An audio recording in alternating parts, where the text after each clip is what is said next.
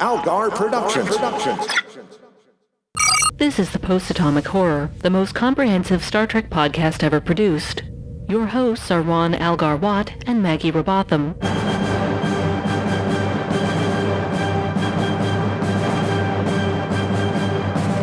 Episode 532, Under the Cloak of War, with Terry Lohmeyer. Hi, friends. Welcome to the Post-Atomic Horror. I'm Al. I'm Maggie. I'm Tilo. Yay! Hey, Hi. welcome, T. I am. It's good to have you back. Nice to be here. However, you did not choose this episode. Oh, no. You're just like, yeah, slot me in. Did you have it? What's that? Did you have it thrust upon you? Thrust. I just said put me in wherever. Well, what you said was, I want to do this one. is whatever. You said I want to do one I've seen already. Yes, I did say And that. we had only watched through season 2, and by the time you said that, that left 2 options. Yeah. This or the season finale, and the season finale is a lot of gore and stuff, so. No, I don't need that. Yeah. Fake Gorn. Tilo, did you know, though? The monsters! I've heard that. The I've heard that a couple monsters. times. Yeah. Okay, I was A lot of Gorn porn. Mm-hmm. Eh. Yeah, watching Gross. it with Morn. Eh. Morn loves this Gorn porn. Yeah, who doesn't? Open up a can of corn with Groppler Zorn. It really makes him horny. I would not watch it in a bush. I would not watch it. All right. Well, why don't we talk about Under the Cloak of War? Tilo, why don't you tell us what Let's all happens? get under the cloak of war. Let's please. And turn on your flashlight under your chin and we'll enjoy your tale here. Okay, I'm going to give it to you straight, and not in a series of sometimes purposefully misleading flashbacks. In the past, there was a war with the Klingons. It was very bad. Lots of people died. Nurse Chapel and Dr. Mbenga were both in it on the moon of Jagal in a medical capacity, but in a horribly understaffed and under-equipped conditions. The wounded keep coming in, and they can't handle the worst cases. But Mbenga shows Chapel a neat trick where they store the critically wounded in the transporter's pattern buffer. One young ensign in particular leaves a mark on Mbenga and Chapel. He comes in with severe injuries, and they manage to patch him up.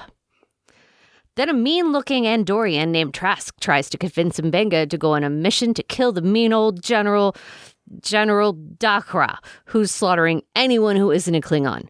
But Mbenga is all about saving lives, not taking them, and he refuses. Trask then puts together a team to go unalive themselves by attempting to take out the Klingon generals, including that nice young ensign. Surprising no one, they both come back dead.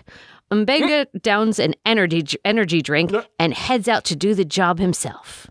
In the present, the Enterprise is picking up a famous self-hating Klingon named Ra. Pike, Uhura, and Spock are all like, ooh, tell me what it's like to be a peace ambassador. And Ortegas, Mbenga, and Nurse Chapel are all like, ooh, tell us what it's like to be the butcher of Jagal, you bastard. Ross seems an easygoing fellow, and he takes this all in stride, knowing the reputation that precedes him. Later, Pike invents a dumb excuse to come to sickbay and tells Mbenga there are direct orders for veterans of the war to interact with Ra. This is a stupid order, and Chris says he won't force any of his people to do this if they don't want to. Mbenga lies and says he's fine, so Pike invites him to a group dinner with Ra. Chapel should come as well. How wonderful for everyone. The dinner goes super well. Ortegas is overcome by anger and leaves first. Then Chapel goes to check on Ortegas. Then, because Pike suggests that Mbenga go check on them both, because Mbenga was about to punch somebody. Ra is either oblivious or pretending to be, and he asks Mbenga to come and do some Klingon boy fighting with him sometime. Mbenga and Ra put on some cute burgundy gym jams and beat each other up a bit. While fighting, Ra proposes that they work together to forward the cause of peace. Mbenga quizzes Ra on Jagal, asking him if he really killed his own men. Ra says, of course, it was the right thing to do, so he killed the other 3 generals to stop the fighting. Later, Ra comes to sickbay for a chat, and Mbenga is not having it. He says He's the one who actually killed those Klingon generals, not Ra.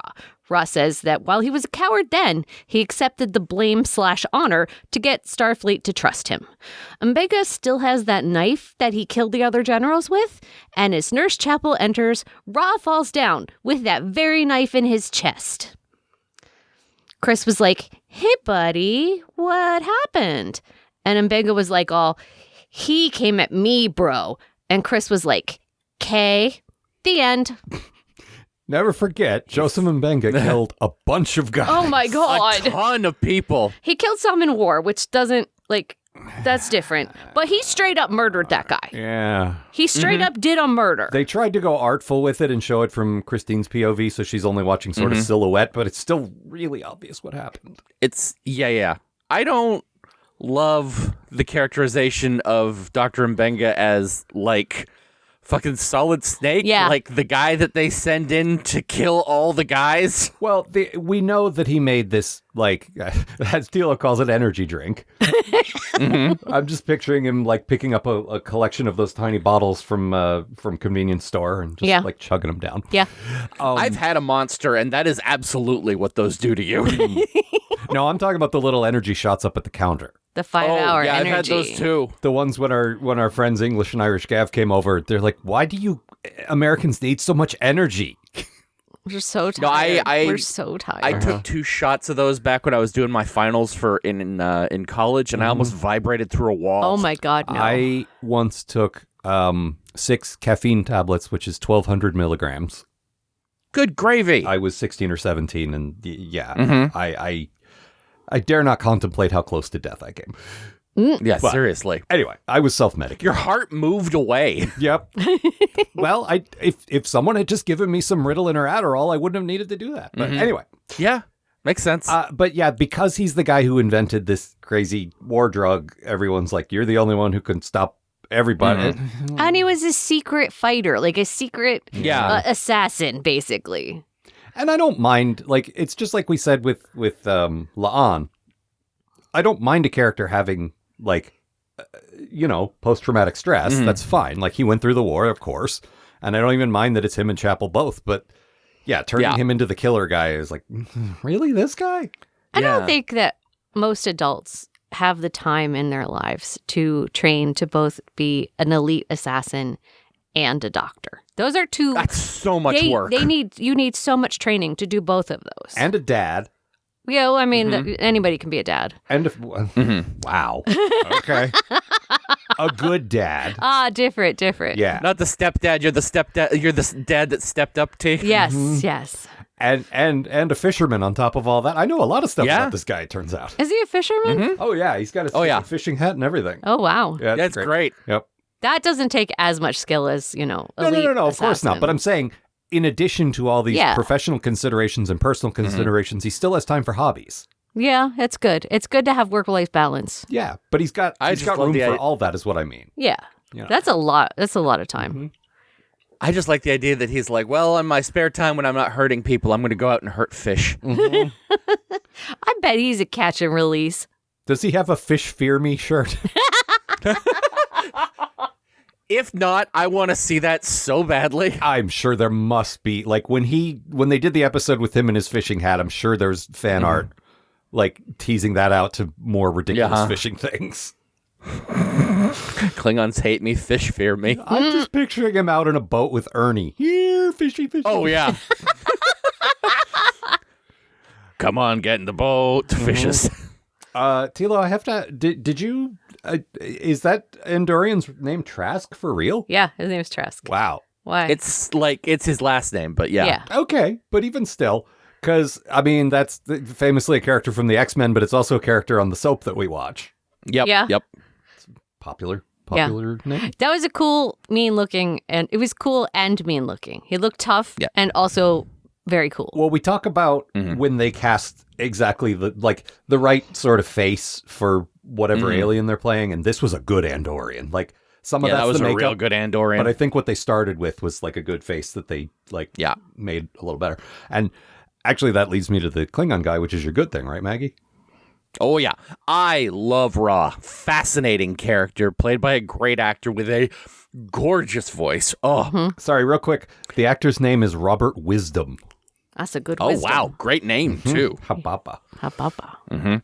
Anyway, please continue. No, that whole deal gives him real, like, Klingon wizard vibes now that I'm thinking about it. So, like, I'm here for that shit. Yep. The idea of a Klingon defecting and also the unspoken desperateness of Starfleet wanting this guy so... Like, can you imagine how stoked they were when a Klingon was like, hey, I want to come in and tell people how great Starfleet is? Like... No wonder they're giving the... Make sure we get lots of pictures of him shaking hands with vets. Yeah. Absolutely. This is going to look so good on the Federation, whatever the Federation Stars and Stripes cover is. Anyway, and he is so utterly high on his own supply of being the beloved peacemaker, just walking around with his arms spread out like he's every picture of Jesus I've ever seen. What an amazing character. And just so utterly desperate for Mbenga personally to forgive him. Like, he got onto the ship, locked eyes with the guy who hated him the most, and was like, this is him. Yep. I am going to bug and poke at this guy until I can force him to be my best friend, and it's going to look so good on t-shirts. And, oh, shit, I accidentally picked the one guy who is going to stab me. The thing is, I love all that too, and that's actually my good thing. I love the core message of just because one person has changed, it's unreasonable to expect everyone else to feel like to forgive him. Like, you should improve, but that doesn't mean everyone is required to forgive you. But I didn't I liked where that story was going until we got to Mbenga's the real killer, and this guy's just pretending, and this all would have worked so much better without that. Yeah. Because I like this guy too. Also, I They don't... were clear... Oh, sorry, go ahead. Yeah. Sorry, go ahead, T. There was no proof that he actually changed. He was still lying through his teeth to get what he wanted. Yeah, absolutely. Yeah, and I love that. But it reminded me of the DS9 episode, Duet, where the Cardassian guy showed up and he's like, I'm the butcher of whatever. You need to put me in jail. And then Kira found out, no, you're not. He's like, no, but someone needed to be punished for it, and it should be. Yeah.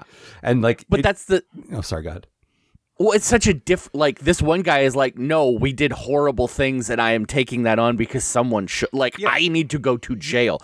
This guy, realized he was going to get, shit from the Klingon Empire and was like, well, I can go to the Federation where they'll treat me like a goddamn celebrity. Yeah, that's a good point. Yeah, it wasn't the Federation that was calling him the Butcher. It was the Klingons. Right. Yes. And among them, it feels like it should be for want of a better phrase, a badge of honor.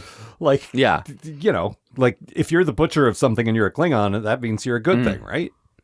You'd think.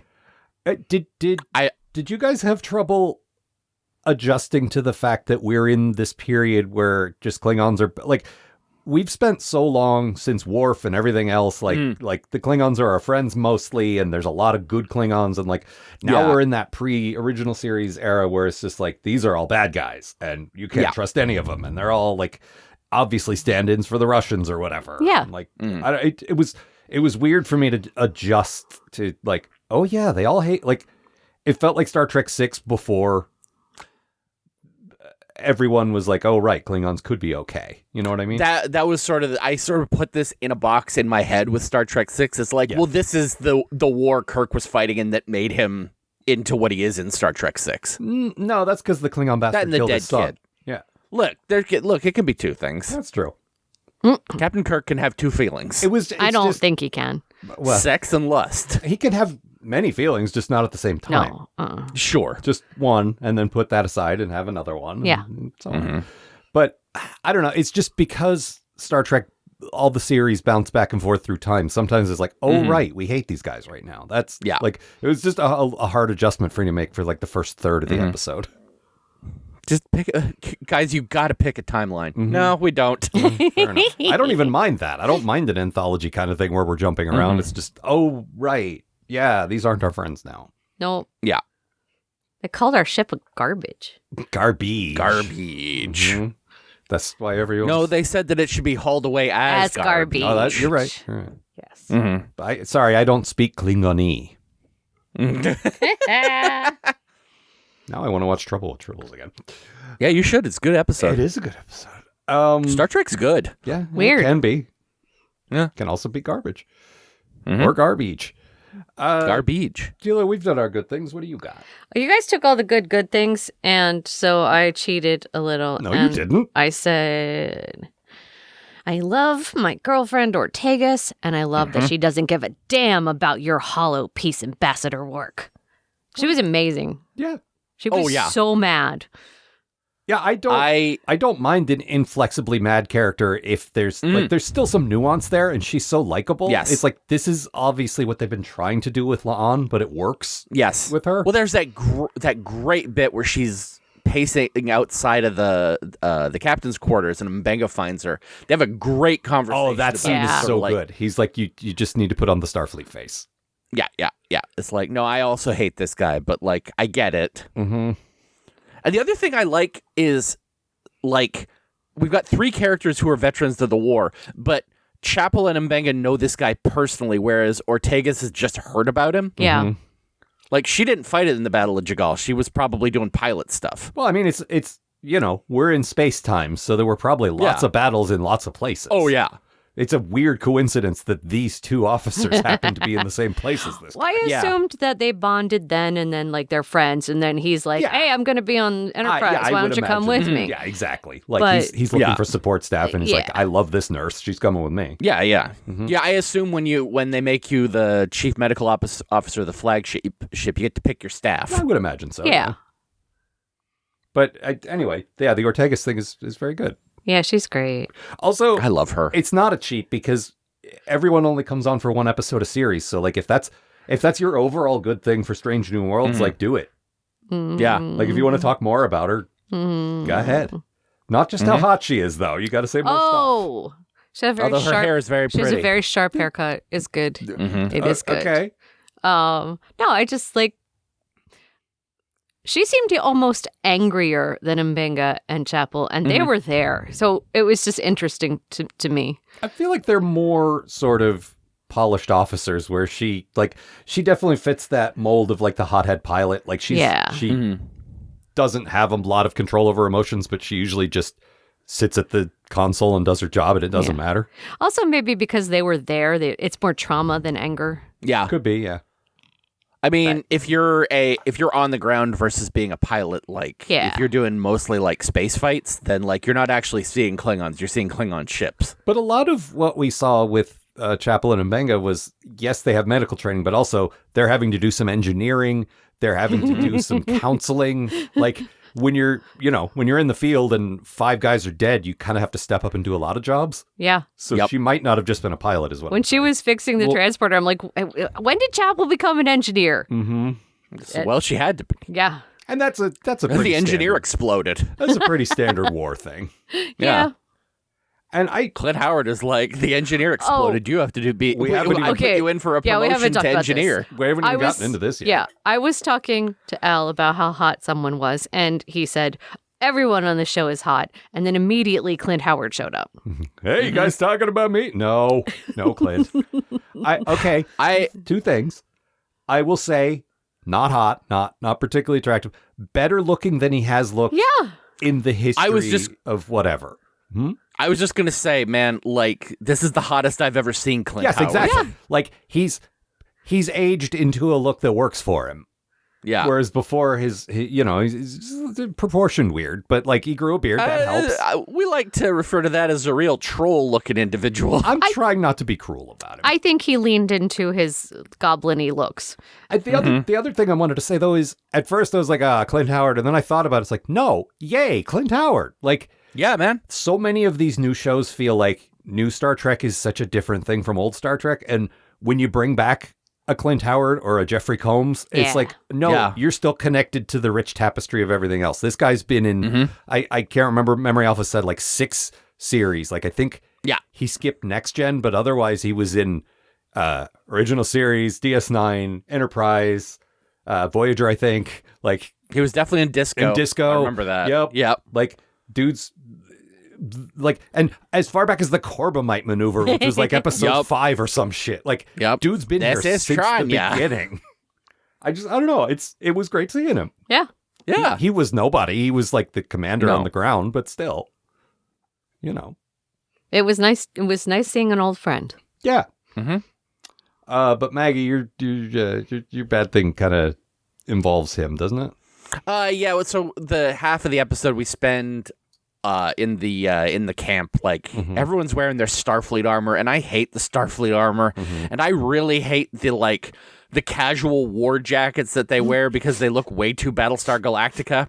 Okay. Especially with Clint Howard showing up looking like Colonel Ty.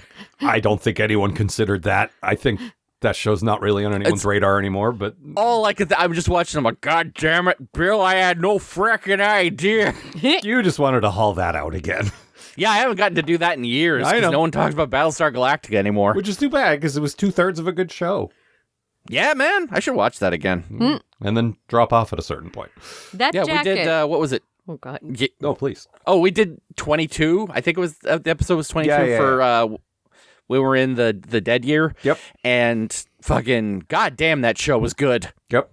You were saying, Tia, about the jacket? Yeah. The jacket did look really good on Chapel, though. Look, Everything looks good What on doesn't- Chapel. Yeah, exactly. Yeah. but I think I could be wrong, and visuals are never my best thing, but like I think these were similar to the Mako uniforms from Enterprise, like the Marine guys they had. That also explains why I don't like them. Yeah, I didn't like most of the aesthetic, like putting aside the writing of Enterprise, I didn't like most of the aesthetic of it either, and like because it was too drab and like real military and not like Starfleet.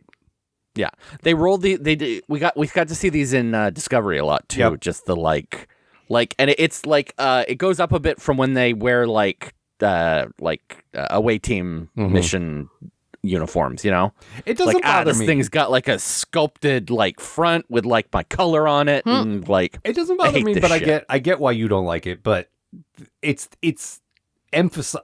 it's weird to me when we do Starfleet as the military and they're running around in their little red, yellow, and blue gym jams. Like they need to wear exactly. something else to say, no, this is the fighty part. It's a little different. And to be less easy targets. Also that, yes.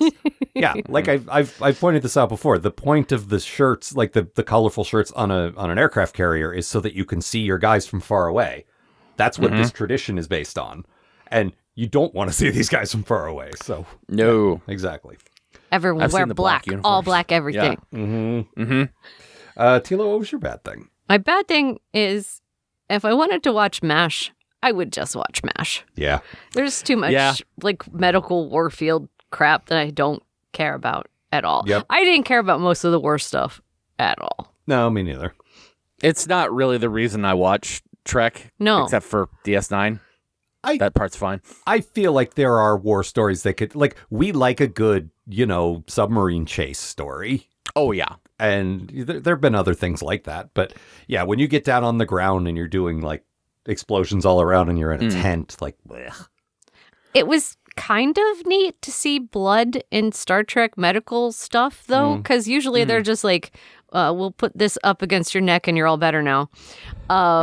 And they had to do real surgery, which is it was gross, but it was like, yeah, I mean, it was realistically gross. kind of interesting, but it's still not No, I like- what I want to watch Trek You're used for. to the Rick Berman era where they weren't allowed to show that stuff on TV, or he was too much of a coward to let them, and Yeah. No, I like Chapel actively pumping the guy's heart with her hands to get it going. There's a shot of her with blood dripping through her beautiful white hair. Yep. Just like, is this a metaphor for something? Who could say? Ah. It's impossible to know. I would say, and we'll get to my bad thing in a sec about it not being very subtle, but one not subtle, but not as on the nose as it could have been thing was they kept hearing the voice saying incoming transport, and it gradually just wore them down, and they kept hearing it, and they kept hearing it, and they kept hearing it. And I waited for him to give a speech about every time I heard incoming transport, and thankfully they didn't do that. They No, because I actually... Yes. Oh, I really like the incoming... Yeah, me too. That's what I'm saying. But I was waiting for the speech to tell instead of show, and instead they just showed, and that's why it worked. But that's good. Overall, my bad thing is it's kind of like Tilo's. It was pretty heavy-handed, in that way that MASH could be. Like, Oh, yeah. you know, war's hell. Yeah, I know. And I'm all for Star Trek doing that, but the hand-wringing, people don't understand if they weren't there, is just, okay, all right. Yell at your new boyfriend about it. It's fine.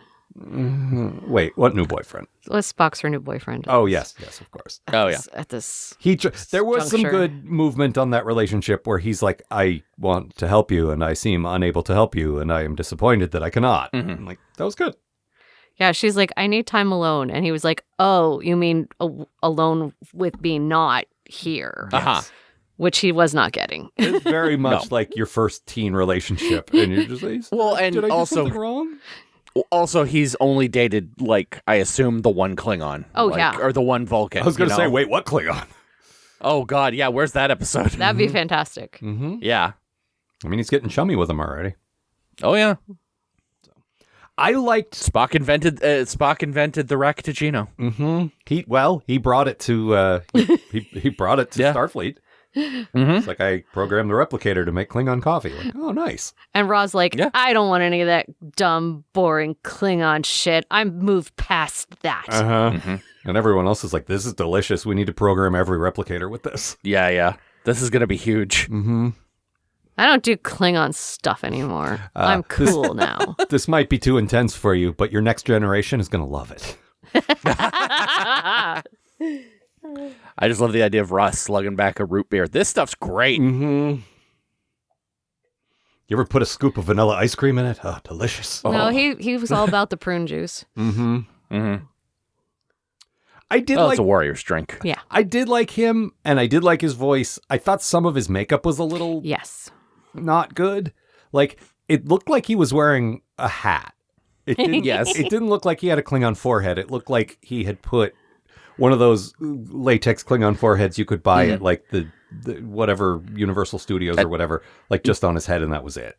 Sure. It wasn't a good transition between his head and the dreads. Yeah, the blending, like, because his hairline was exactly where the thing went on. Like, usually the hair kind of covers that up, and it didn't. Are those, do you either you know if those are his dreads? I don't know. I don't think so. I was wondering about that because if he's actually got them, like, I bet putting a Klingon head around that is not easy. Yeah, you might be right. I don't What know. was his name? Mr. Wizard? Yeah, Mr. Wizard. Robert Wisdom. Robert. He's one of those character actors who's been in one episode of everything for the last 20, 30 years. Yeah, and he does have Wow, a great this guy's voice. gorgeous. Yeah, he does. Holy Yeah. shit. Yeah, not his dreads, though. Yeah. I didn't think so, because from what I was saying, I can't imagine him getting a guest spot on everything and having very specific hair. I feel like that limits your, Yeah. I mean, I think that's great for a character actor. Like, Oh, yeah. a good look. We got some, like, at the beginning, they were doing the previously on, and, they always try to include some stuff for context, which is for Kings.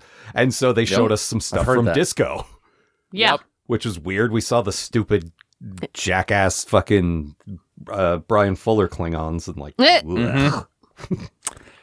But Real glad they decided not to stick with that. no, now they're very, like, back to the sort of next gen look, but, Yeah. like, sort of sweetened so they look good in HD, which is good.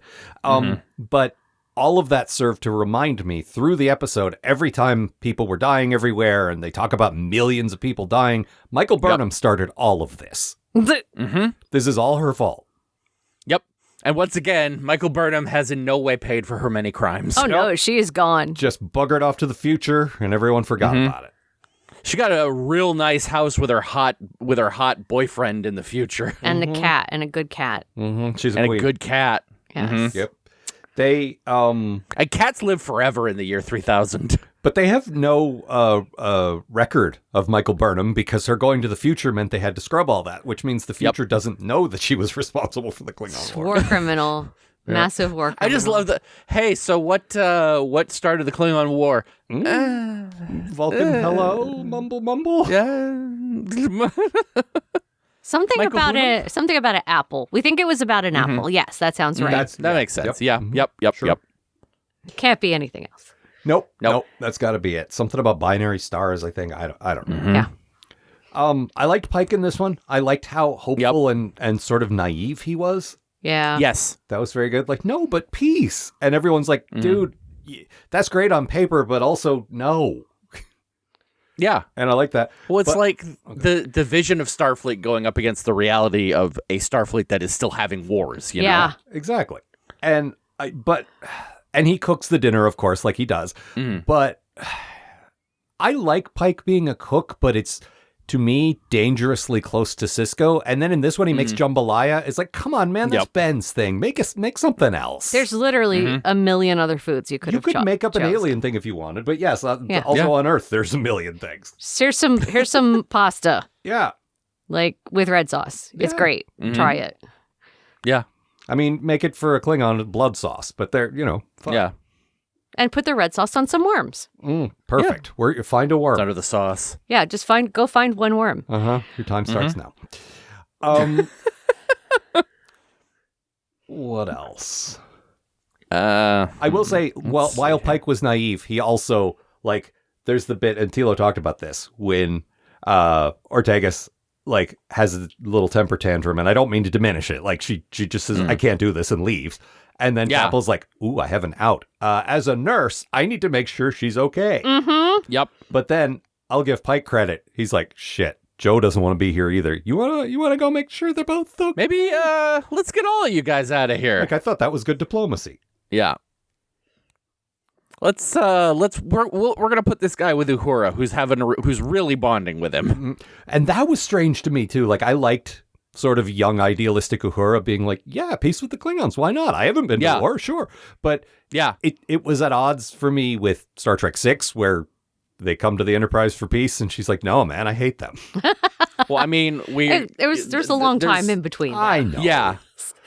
All of her Enterprise stuff with Kirk hasn't happened yet. This is a right out of college. I know. And I think they were probably going for that. It's just such whiplash for me because I don't think they threaded the needle. I think what they were trying to do was, those of you who remember, here's some cool contrast. But for me, it just felt wrong. I don't know. You already did a story about an ambassador coming to the Enterprise and having a state dinner and trying to make peace. This is too, I don't know. What it felt like to me was the writers were like, okay, half the people have to be into this Klingon thing and the other half have to hate it. Who do we divide up? And it was very weird that La'an was not on the side of, oh, yeah. They're monsters. Well, they're not gone. At one point, number one is like, we can take a shortcut and get home a day sooner. And Chris is like, why? We should take the scenic route for our friend. Just This hang guy out. seems so cool. No, you need to get him off the ship. Yeah. It's bad. The vibes are bad. Yeah. She literally says the vibes are rancid on this ship. Could have done without that. There's the bit where they're doing their... I need to give you major credit for Klingon boy fights. That's excellent. And a deep callback to this very show. Thank you. But the Klingon dude says, I'm the butcher of Jagal. And I just think, Figaro. Also, I was watching that fight, and at first I was like, this is stupid. And then and Mbenga's getting his ass kicked. And then I realized how much stronger Klingons are than humans. Yeah.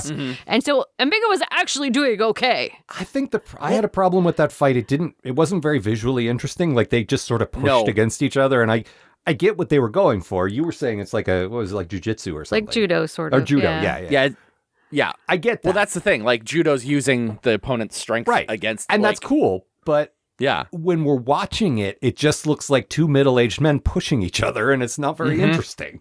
Yeah. Honestly, I'm pretty... In a world where we get, some of the most elaborate goddamn fight scenes ever, you know what? Sometimes I'm fine with two old men pushing each other. I think the camera could have done some... I just feel like they could have made it a little visually more interesting. They could have put one of them in a different color Jim Jam. That might have helped. That's true. Yeah. I will definitely say this. If you're going to have the Klingons' feet on, I want to see that Klingon foot spike that they apparently have. Also, we saw some Klingon blood, and it was red, and actually, no, I guess that only happened the one time. I thought they'd finally, made that, canon in something outside of Trek 6. I thought in Disco they did it, but maybe not. I thought they did it. I know they did it in Lower Decks. Yeah, well. Which, again, I hate it more than anybody else, but No, it did happen. It has happened. I saw it happen. I didn't put in all that time for nothing. I'll tell you that much. No, we watched 50 episodes of it. 51 if you count last week's. And I do. Yeah. That was definitely a Lower Decks episode. But my dismissal was the color palette on that show is not representative of reality. Like everything's that jacked up for a cartoon, so you can't really. Well, that's true. Yes. You know. Okay, so here's the thing. We have a common internet friend that we know since our early message board days. His name is Dewey. He was on as a guest on our original podcast, and like we've been sort of like Tumblr mutuals with him. He's like, a Tumblr buddy. We're not close anymore, but like I talk to him every now and then, and he took it upon himself in I want to say like 22 or 23. I might be getting the details slightly wrong, but a few years ago.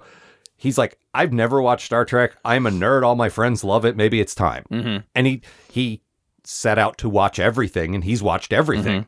And that's cool. And he wrote down a bunch of his thoughts. He made like a Tumblr post with a bunch of like, here's some observations. Maybe all of you who have been watching this for 60 years have thought this stuff already, but this is new to me. So here's what I think.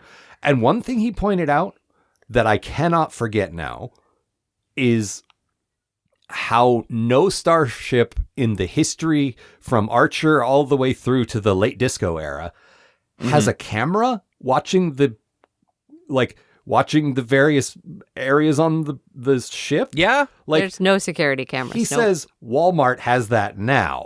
And like the top of the line, state of the art, like starship doesn't have a couple of cameras in each, on each deck or and like buddy, that's a good point. It's never even occurred to me. It's never come up. But we sure could have solved this who stabbed who in in sickbay thing real easy. Oh, there was glass there, so anything could have happened. Starfleet has evolved beyond the need for money or security cameras. I guess so. But I feel like we've pointed out an instance where they have not evolved beyond them, that they still needed them. Yes. Well, okay. What I really think it is TOS didn't have them. And so every other show after that was just like, this is not a thing we have to think about. But here's the convenient thing. Yeah. Next Gen jumped ahead 75 years. You could say, guess what? We've invented the camera. Okay, but here's another thing. Yes. I watch a lot of dumb cop shows. Yeah. And the most boring part of every cop show is where they're like, okay, pull the security footage. That's true. And in our stupid soap, in Days of Our Lives, every time they mention security footage and they go, look, someone's tampered with it or someone's stolen it. Yes. They just skip over that every time. Or they knew the blind spots to stand in. Yeah. But I feel like in Star Trek, maybe not in this era, but definitely in the Next Gen era on, you could have sort of a holographic thing. So basically you could have the actors there reenacting it as they watch to make it visually interesting. Yeah. So they're not watching a screen. You know what I mean? But whatever. Also, I'm going to assume that cameras were destroyed in World War III and we lost the ability to remember how they work. Nice. All right. Fair enough. If Star Trek was more realistic, every door would have a Ring camera. Well, I mean, presumably we've destroyed Amazon and their horrible ways, so maybe not. Okay. Well, we'll see where Paramount's going with Fingers this. I mean, I'm sure crossed. Amazon will be destroyed, but... Oh, also, the planet that they went to pick this guy up was the Prospero system, which felt so original series. I love that, yeah. Yeah. I'm always down for that kind of shit. Yep. What else? There's a We're scene. in the Romeo and Juliet die at the end of Romeo and Juliet system. There's a scene in the dinner party where Spock is sucking up to the Klingon. And he's like, have you read the human book, The Art of War? And how would you compare it to this Klingon war book? And he obviously practiced that in a mirror before he came to the dinner party. I feel like mature, craggly Leonard Nimoy Spock still did that. That's just a Spock thing. That's not this early awkward phase of Spock. I think that's always Spock. Well, the thing I liked about that was he does it because he sees how hard of a time Chapel's having. And he's like, okay, look, this guy clearly loves the sound of his own voice. So let's get him You know what off these the kind of topic. bros love? Sun Tzu. The Art of War. And what's the Klingon Art of War? Is it worse somehow? Okay. Oh, and if he hasn't heard of the Art of War, he's definitely heard of Machiavelli. One of these two things is going to get him. Also, The thing I love is that the first thing he says is Klingons are read this book from the time they're born. I heard it when I was 7. So even then he's telling on himself that he's not very good at being a warrior. No. I keep thinking about this guy and how fucking fascinating he is. What a poser he was. He's a poser. I love a piece of shit. He's a coward, which is the worst thing you can be when you're a Klingon. Yeah, absolutely. You can kill your co-generals, but you can't run away afterwards. Yeah. Yeah. He didn't though. You can't. Mbenga did. You can't stab him in the. You can't stab him in the back either. Like Nope, you have to you have gotta stab him honorable in the fucking front. fights. Yep. I'm also going to throw this out here. I don't think killing 4 people is enough to label you as the butcher of anything. They were very important generals. Yeah, if you kill all the guys, like every manager, that's maybe not great, you know? Yeah. I think you're entitled to some sort of title, but butcher feels like you should at least have another digit in that Okay, kill count. I don't know. Think about like the DS9 era. If someone managed to kill Galron and Martok and, I don't know, some other named Klingon and their general. friends. Yeah, like that'd Not be Worf, pretty but, fucking. That'd be a big fucking deal. I don't think it's the killing part that they have a problem with. I think it's the running away afterwards part. The like, I'm going to run over to Starfleet where they can protect me. But then it They turns should out he call him didn't, the coward of Jagal. he didn't do it anyway. Yeah. So I don't think, I think butcher is like derogatory. Like you didn't fight honorably. You're not a warrior. I could see that. I guess it's all eclipsed by the fact. Like I seriously have a hard time with this. Mbenga killed. Yeah. It's not No, that I he don't killed like it. people in war. It's that he killed this guy and got away with it. Yeah. Like, I don't know if it's going to come up again. The fact that he's still serving in Kirk's Enterprise means it's not going to come up seriously again. It's just, are we just supposed to not think about this anymore? No, because he was such not- a kind character. I know. Yeah. And I don't Well, mind that it's- contrast. Sorry, go ahead. Yeah. It's not, for me, it's not that he killed people in war. It's that they decided to make him like the fucking super secret agent, like, they can send him to this base and he'll just secretly kill a bunch of people and be gone and no one will know about it. No, I don't like that. I don't like that he's like a super soldier. But then he just stabs a guy in sickbay and says, Yeah. I don't know, he came at me. Like, okay. And even, like, La'an gives Pike a look like, you buying this? And they just go, yeah, I guess that's what happened. Yeah. Well, it's Mbenga. He would fell. never. Yeah. He could never. I Nurse feel like- Chapel said it's fine. Oh, well, Yeah. okay then. We trust both of them. They wouldn't have any reason to back each other up. No, not at all. It's not like they bonded over some horrible trauma Nope. that the rest of us will never understand. I do like him taking the knife out of a fucking military issue supply fucking container. And Tilo's like, ooh, secret knife. Yeah, secret knife. Yep. Everything's a secret to you. I say things are secret an awful lot. Secret knife. It was a secret knife. I think that's in my notes. It says secret Yes. knife. Yes, it is. Yep. Shh, don't tell anyone about our secret knife. It's just magic. All right. Anything else? That's all I got. I think that's it. Tilo? That's all I got. Okay. You want to tell them about what you do? I do lots of things. That they can give you money for? Oh, yes. I have a shop on Etsy. It's called Bunny Bubbles. And you can go to www. You don't need to say the www. www.bunnybubbles.etsy.com, and you can buy cute little devil horns that I make. I did actually make a pair of Andorian ears for one person one time. Oh. Oh, that's cool. I didn't know that. And Yeah. antennae. Yes, the antennae. They were a pain in the ass, but I did remember. I make them. bet. Yeah, it was fun. Very cool. Yeah, so I do custom work, is what I'm saying. Nice. All right. Well, I suppose that's all for this time. Next week. Oh, Yeah. God. Much like last week, I got some good news and I got some bad news. The good news is Brian's coming. We like Brian. Yay! The bad news is we are covering the musical episode Subspace Rhapsody. So, hooray. All right. The website, as ever, postatomichorror.com. You can put www at the beginning if you must. Yeah, if you want. Yeah, exactly. I'm not the boss of you. The Patreon is www.patreon.com/Algar. For as little as $1 a month, you get all this great stuff. That's /AALGAR. Yes, LGAR. And the email address is postatomichorror@gmail. And the extra A is for argon. What? The extra A is for argon. Argon? Argon. What the hell is argon? I don't know. Argon? All right. And that's all for this Darn time. argon. Yeah, see you, folks. Bye. See you, argon. The Post-Atomic Horror Podcast is a co-production of Maggie Robotham and Ron Algar Watt. Copyright 2026. Please don't sue us. We're just doing this for fun.